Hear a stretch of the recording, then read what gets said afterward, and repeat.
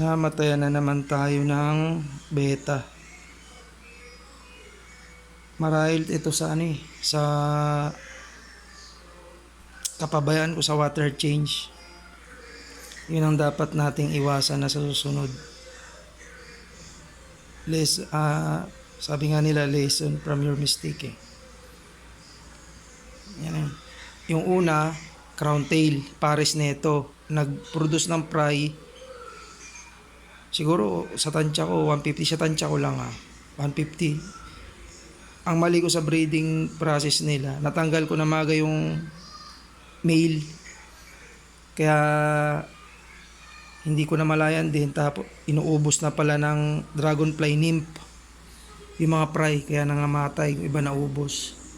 Ito male, female, pares to ng crown tail ko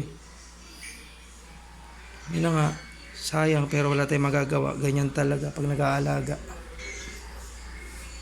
Ito na ang natitira nating beta, female.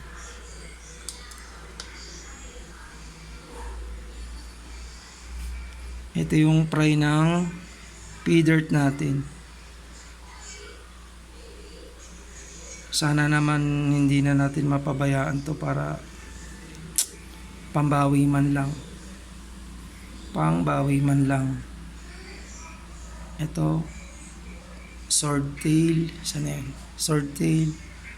Itong puti na to, sabi nilang pet shop, white polar parrot ang tawag.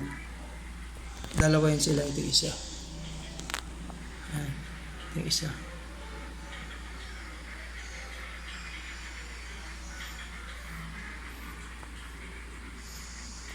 Trio ko ng balloon molly, dalawang chop suey na molly, dalawang female na pea-dirt, isang PKBM. Sana yun? Ayun. Yung isa namatay din yan, dalawang male yan